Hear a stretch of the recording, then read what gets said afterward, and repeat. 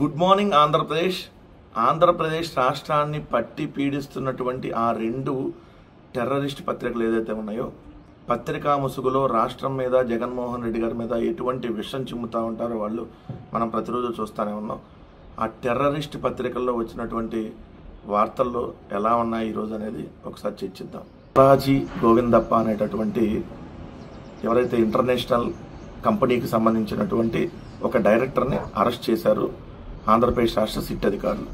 కానీ వీళ్ళు పెట్టినటువంటి heading Bharathi cements director Balaji గోవిందప్పని అరెస్ట్ అని పెట్టారు. ఆయన భారతీ సిమెంట్స్కి డైరెక్టర్ కాదు, వికాట్ అనేటటువంటి ఒక అంతర్జాతీయ సిమెంట్ కంపెనీ 12 దేశాల్లో వాళ్ళు కార్యకలాపాలు చేస్తూ ఉన్నారు. ఆ కంపెనీకి సంబంధించి ఆయన డైరెక్టర్గా ఉన్నారు. ఆ అంతర్జాతీయ కంపెనీ యూరోప్లో ఉన్నటువంటి టాప్ 5 కంపెనీల్లో ఈ వికాట్ అనేటటువంటి కంపెనీ ఒకటి. ఈ వికాట్ కంపెనీకి అనుబంధంగానే ఈరోజు అనుబంధ సంస్థగా భారతీ సిమెంట్స్ అనేది పనిచేస్తూ ఉంది.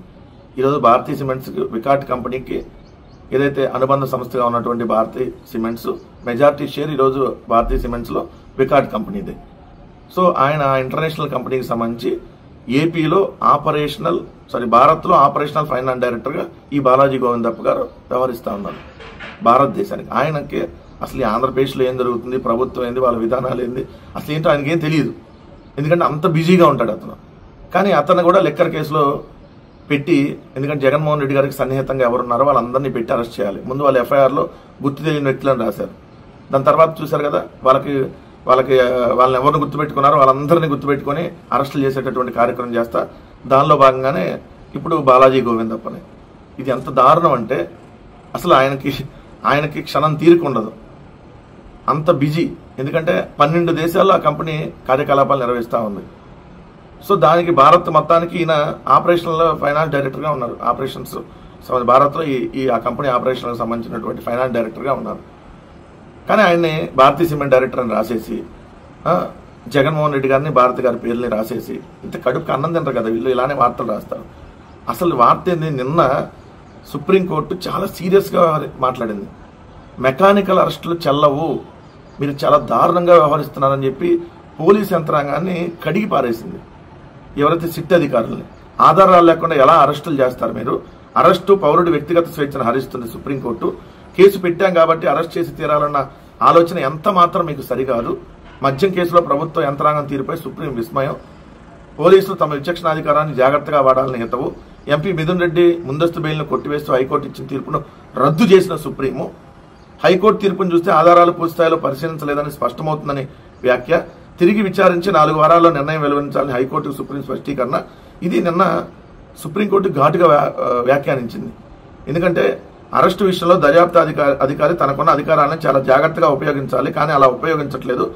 గోవిందప్ప అరెస్టు విషయంలో కూడా మాట్లాడుతూ, ఆల్రెడీ సుప్రీంకోర్టులో విచారణ ఉంటే గోవిందప్పని ఎలా అరెస్ట్ చేస్తారు, దీని మీద రేపు ఫర్దర్ విచారణలో పూర్తిగా దీని మీద విచారిస్తామని చెప్తూ, ఎందుకంటే ఆల్రెడీ సుప్రీంకోర్టులో నిన్న విచారణ జరుగుతుంది. ఓ పక్క సుప్రీంకోర్టులో విచారణ జరుగుతుంది, ఓ పక్క అరెస్ట్ చేశారు. అంటే ఎంత దారుణం చూడండి. కోర్టులన్నా లెక్కలేవు, ఏదో ఒక విధంగా అరెస్ట్ చేసి జగన్మోహన్ రెడ్డి గారి పేరును వాళ్ళు ఎవరు చెప్పారని చెప్పి రాసేసి అది లేనటువంటి కేసుని సృష్టించేశారు. ఎందుకంటే ఈ కేసు ఎట్లా పెట్టారో మీ అందరూ తెలుసు. ఎవడో వై వెంకటేశ్వర శ్రీనివాస్ అనే రిజిస్టర్ పోస్ట్ చేయటం, వీళ్ళు కేసు దాఖలు చేయటం, ఈవీఎం ముఖేష్ కుమార్ మీద కేసు పెట్టేసి ఇష్టాన్రీతిగా ఎఫ్ఐఆర్లో గుర్తు తెలియని వ్యక్తులు రాసి ఎవరిని పెడితే వాళ్ళని అరెస్ట్ చేయాలి. ఎంత దారుణం. జగన్మోహన్ రెడ్డి గారిని అరెస్ట్ చేయాలన్నటువంటి ఏకైక లక్ష్యంతో, ఎందుకంటే ఇదే మద్యం అనే దానికి సంబంధించి కుంభకోణం చంద్రబాబు నాయుడు గారి హయాంలో జరిగింది కాబట్టి, A3గా చంద్రబాబు నాయుడు గారి మీద ఆల్రెడీ కేసు నమోదైంది కాబట్టి, సేమ్ మళ్ళీ జగన్మోహన్ రెడ్డి గారిని అలానే ఏదో మద్యం కుంభకోణం జరగకపోయినా జరిగిందని చెప్పి చూపించి చంద్రబాబు నాయుడు గారి మీద కేసు పెట్టారు కాబట్టి జగన్మోహన్ రెడ్డి గారి మీద కూడా కేసు పెట్టాలన్నటువంటి ఏకైక ఆలోచనతో ఈ ప్రభుత్వం కుట్రపూరితంగా వెళ్తుందనేది మరొకసారి స్పష్టంగా కనపడతా ఉంది. అంతకుముందు నువ్వు మనిషివా బాలకృష్ణవా అనేవాళ్ళు, అంత సరదాగా నడిచేటటువంటి అంశం. అరే నువ్వు మనిషివా బాలకృష్ణవా, ఇప్పుడు అరే నువ్వు మనిషివా పవన్ కళ్యాణం అంటున్నారు. ఎందుకంటే ఈ పవన్ కళ్యాణం వింత విచిత్రాలు అలానే ఉంటాయి. అసలు మనిషిలాగా వ్యవహరించడం, ఇలాంటి విషపూరితమైనటువంటి మనిషి ఈ భూప్రపంచంలో ఉంటాడు. అంత విషం చిమ్మేటటువంటి, చంద్రబాబు నాయుడుకి మించి విషం చిమ్ముతున్న వ్యక్తి ఎవరన్నా ఉన్నా అంటే పవన్ కళ్యాణ్. ఒళ్ళంతా విషమే. ఇతను ఇప్పుడు ఈనాడులో వచ్చినటువంటిది పెద్దిరెడ్డి కుటుంబ సభ్యులపై క్రిమినల్ కేసులు, అటవీ చట్టాల కింద కేసులు పెట్టాలి, సహకరించిన అధికారులపై శాఖాపరమైన చర్యలు ఉప ముఖ్యమంత్రి పవన్ కళ్యాణ్ ఆదేశం. బూతు జ్యోతులు, అటవీ భూములను రక్షించలేని అధికారులపై చర్యలు, పెద్దిరెడ్డి కుటుంబ ఆక్రమణలపై క్రిమినల్ కేసులు, ఉప ముఖ్యమంత్రి పవన్ కళ్యాణ్ ఆదేశాలు. వైసీపీ నేత మాజీ మంత్రి పెద్దిరెడ్డి రామచంద్రారెడ్డి కుటుంబం నుంచి అటవీ భూములను రక్షించలేని అధికారులపై చర్యలు తీసుకోవాలని డిప్యూటీ సీఎం అటవీ శాఖ మంత్రి పవన్ కళ్యాణ్ ఆదేశించారు. అందుకనే మనిషివా పవన్ కళ్యాణ్ అనేది.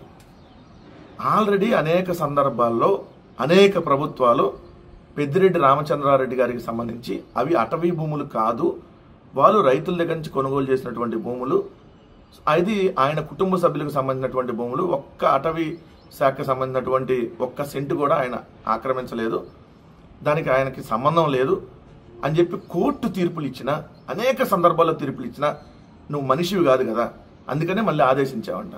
అంటే పెద్దిరెడ్డి రామచంద్రారెడ్డి గారి మీద ఏదో ఒక విధంగా కేసులు పెట్టి అరెస్ట్ చేయాలి. ఇలాంటి బతుకులే కదా మీరు బతికే బతుకులు, ఈ బతుకులే కదా మీరు బతికేది. ఇలాంటి ఆక్రమించడం, కరకట్ట అక్రమ కొంప ఎవరిది, ఎలా కట్టారు? నువ్వు కూడా మంగళగిరి ఆఫీసులో భూములకు సంబంధించి, నువ్వు మంగళగిరి నీ పార్టీ ఆఫీస్కి సంబంధించి కూడా ఆల్రెడీ కోర్టులో కేసు ఉండగానే నువ్వు ఆ భూములను కొనుగోలు చేసావు. ఎట్టా కొనుగోలు చేసావు? మనిషి అయితే కొనుగోలు చేయవు కదా, మరి ఎలా కొనుగోలు చేసావు పవన్ కళ్యాణ్? ఎంత దారుణం అంటే ప్రతిరోజు వైఎస్ఆర్ కాంగ్రెస్ పార్టీ మీద బుర్ర జల్లేటటువంటి కార్యక్రమం. ఈయనకి అడ్డదారిలో ఏదో ఒక విధంగా ఎమ్మెల్యే అయిపోయి ఉప ముఖ్యమంత్రి అయిపోయాడు. ఆ వార్డు మెంబర్గా కూడా పనికిరానటువంటి వ్యక్తి డైరెక్ట్గా ఉప ముఖ్యమంత్రి అయిపోతే ఇలాంటివి ఉంటాయి. అందుకనే మనిషివా పవన్ కళ్యాణ్ అనేది. పెద్దిరెడ్డి రామచంద్రారెడ్డి గారు 100 సార్లు ప్రతిసారి చెప్పారు, ఇదిగో విత్ డాక్యుమెంట్ చూపించి, కోర్టులు ఇచ్చిన తీర్పులు చూపించి, బాబు మనుషులు జాగ్రత్తగా వినండి, మనిషి పుట్టక పుట్టినాలకే చెప్తున్నా, వేరే పుట్టక పుట్టినాలకు మనం చెప్పలేం కాబట్టి ఆయన విత్ ప్రూఫ్ చూపించి ఇది అటవీ భూమి కాదయ్యా బాబు, కోర్టులు తీర్పిచ్చి చూడండి అని చెప్పినా మళ్ళీ అంట అధికారులను ఆదేశించి కేసులు పెట్టమని చెప్పాడంట. మరి ఇలాంటి వ్యక్తిని ఏం చేయాలి మీరే చెప్పండి. చంద్రబాబు నాయుడు ఆదేశిస్తాడు, వాచ్ డాగ్ లాగా పవన్ కళ్యాణ్ ఏదైతే పాటిస్తాడు, ఇదే కదా. పెద్దిరెడ్డి రామచంద్రారెడ్డి గారి మీద కేసులు పెట్టేయండి అని చెప్పి చంద్రబాబు నాయుడు చెప్పంగానే ఈయన ఉస్కో అనగా నేను పరిగెత్తిపోయి కేసులు. మీ బతుకులు ఇంకా మారవు. ప్రతిరోజు ఇలానే బురద జల్లుతూ ఉంటారు. ఎంతగా రోజు విషయం చెమ్ముతున్నారంటే రోజు పెరిగిపోతూ ఉంది విషయం అనేది, చిమ్మే విషయం. చంద్రబాబు నాయుడు గారు వార్త కంపల్సరీగా ఉంటుంది కదా, ఎందుకంటే ఆయన ఆంధ్రప్రదేశ్ రాష్ట్ర ముఖ్యమంత్రి. ఒకవేళ ముఖ్యమంత్రి కాకపోయినా ఈనాడు ఆంధ్రజ్యోతి దినపత్రికలకి అనఫిషియల్ ఓనర్ కాబట్టి ఆయన వార్త ఖచ్చితంగా ఉంటుంది. 3 నెలల్లోగా ఏఐ ఆధారిత పన్నుల వ్యవస్థ. ఏఐ అంటే అర్థం కాలేదా? అదేనండి బాబు, ఆర్టిఫిషియల్ ఇంటెలిజెన్స్ ఆధారిత పన్నుల వ్యవస్థ. చంద్రబాబు నాయుడు గారి స్టేట్మెంట్లు అట్టానే ఉంటాయి కదా. ఏమైందయ్యా సూపర్ 6 అంటే నేను ఏఐ టెక్నాలజీ తెస్తున్నా అంటాడు. ఏమైందయ్యా ఆంధ్రప్రదేశ్ రాష్ట్రాల్లో మీరు ఇస్తానన్నటువంటి ప్రామిసెస్ ఏమైందంటే 143 హామీలు కదా, ఏఐతో నేను నెరవేరుస్తా అంటాడు. అంతకుముందు ఐటీ నేనే కనిపెట్టా, సెల్ ఫోన్ నేనే కనిపెట్టా, హైదరాబాద్ ప్రపంచ పట్ల నేనే కనిపెట్టా, ఇప్పుడు ఏఐ టెక్నాలజీ కూడా నేనే కనిపెట్టా, ఏఐ ఆధారిత పన్నుల వ్యవస్థ అంటాడు. ఆదాయం పెంపునకు 30 ఏళ్ల ఫలితాల ఆధారంగా ప్రణాళికలు. అంతర్జాతీయంగా ఎర్రచందన విక్రయాలపై కమిటీ. ఆదాయార్జన శాఖల సమీక్షలో సీఎం చంద్రబాబు ఆదేశాలు. 1,34,000 కోట్ల రాబడి లక్ష్యం. వాణిజ్య పన్నులు, ఎక్సైజు, స్టాంప్ అండ్ రిజిస్ట్రేషన్, గనులు, అటవీ ఇలా అన్ని రకాల ఆదాయాలు కలిపి 1,34,208 కోట్లు ఆర్జించాలని చెప్పి లక్ష్యంగా పెట్టుకున్నారు. కొత్త ఎక్సైజ్ పాలసీతో పెరిగిన ఆదాయం ఎందుకు పెరగదు? ఊరు వాడ మద్యం ఏరులై పారిస్తూ ఉంటే టార్గెట్ ఇచ్చారు కదా. ఎక్సైజ్ శాఖ టార్గెట్ ఇచ్చి ఇదిగో ఇంత ఆదాయం రావాలి, ఎలా పడితే అలా తాగించండి. 99 రూపాయలకి ఏదైతే పిచ్చి బ్రాండ్లు తీసుకొని వచ్చాం కదా, అది ఫుల్ తాగినా 400 అయింది కదా, ఫుల్ బాటిల్ తాగినా 400. 400కి ఇంకా 4 రూపాయలు మిగులుతాయి కదా. 99 రూపాయలు క్వార్టర్ అంటే ఏది Sumo whisky, short whisky, Bengaluru malted whisky, Kerala malted whisky, Bengaluru brandy, ఏది బెంగళూరు కేరళలో దొరకని బ్రాండ్లు ఆంధ్రాలో దొరుకుతాయి వాళ్ళ పేర్లతో. ఇలాంటి పిచ్చి బ్రాండ్లు తెచ్చి ఆదాయం పెంచాలి, ఎర్రచందనం అమ్మేసి ఆదాయం పెంచాలి. మరి సంపద సృష్టించడం అంటే ఇదేనా చంద్రబాబు నాయుడు గారు? మీరు మొన్నటిదాకా సంపద సృష్టిస్తా అన్నారు కదా, ఏంటి సంపద సృష్టి అంటే పన్నుల ఆదాయం పెంచడం సంపద సృష్టి అంట. ఇది వాణిజ్య పన్నులు పెంచడం సంపద సృష్టి, ఎక్సైజ్ సంబంధించినటువంటిది విచ్చలవిడిగా మద్యం తాగించి దాని ద్వారా వచ్చే ఆదాయంతో సంపద సృష్టి, స్టాంప్ అండ్ రిజిస్ట్రేషన్లో ఏదైతే వాళ్ళ ఫీజులు పెంచేసి జనాల మీద ఎత్తిన భారం వేసేసి సంపద సృష్టించడం, ఇది చంద్రబాబు నాయుడు గారు. అయితే అటవీ భూములు ఇంకో భూములను తాకట్టు పెట్టేసి గనుల శాఖను ఆల్రెడీ తాకట్టు పెట్టారు, పెట్టి 9,000 కోట్లు తీసుకొని వస్తున్నారు. అదో సంపద సృష్టి. సంపద సృష్టి ఏంటంటే అమ్మేయటం, లేదంటే విచ్చలవిడిగా మద్యాన్ని ఏర్లై పారించి ఏదైతే సంపద సృష్టించడం. ఇదే చంద్రబాబు నాయుడు గారు. ఇదేనా ఏఐ టెక్నాలజీతో 3 నెలల్లో మీరు చేసేటటువంటి అద్భుతం? సిగ్గుండాలి ముఖ్యమంత్రి గారు. అంటే మీకు లేదనుకోండి, బట్ ఎప్పుడన్నా వస్తుందేమో అని చెప్పి మనమైతే చెప్పాలి కదా మీకు.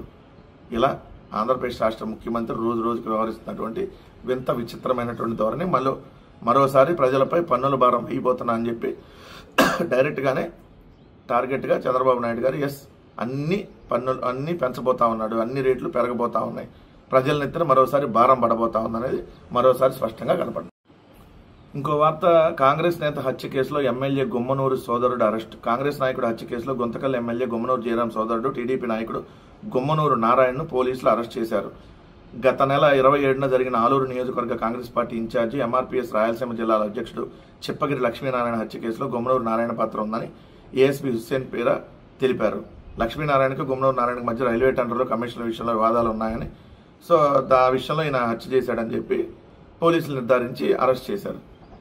ఈ ప్రభుత్వంలో తెలుగుదేశం వాళ్ళనే చంపేస్తారు, తెలుగుదేశం వాళ్ళు వైఎస్ఆర్సీపీ వాళ్ళని చంపేస్తారు, తెలుగుదేశం వాళ్ళు ఉన్నారో లేరో తెలియని కాంగ్రెస్ పార్టీ వాళ్ళని కూడా చంపేస్తారు, తెలుగుదేశం వాళ్ళు రోడ్డును ఎవరు కనపడితే వాళ్ళకి ఎవరు ప్రత్యర్థులు అనుకుంటే వాళ్ళని చంపేస్తారు, ఎవరిని బుద్ధి పుడితే వాళ్ళని చంపేస్తారు. ఎందుకంటే మన వీరయ్య చౌదరి అట్లా నాయుడుపేటలో తెలుగుదేశం నాయకుడు హత్య జరిగింది, అదే సేమ్ తెలుగుదేశం వాళ్ళే చంపారు. వీరయ్య చౌదరి హత్య కేసులో కూడా తెలుగుదేశం వాళ్ళే. అంటే ఈ రాష్ట్రంలో శాంతి భద్రతలు చాలా బ్రహ్మాండంగా ఉన్నాయి. ఎంత బ్రహ్మాండంగా అంటే నడి రోడ్డు మీద చంపుకుంటా ఉంటారు. చాలా గొప్ప రాష్ట్రంగా తయారైంది ఆంధ్రప్రదేశ్. బీహార్లో కూడా అంతకుముందు ఉండేది కాదు. బీహార్లో 40 ఏళ్ల క్రితం కూడా ఇలాంటి సంస్కృతి లేదు.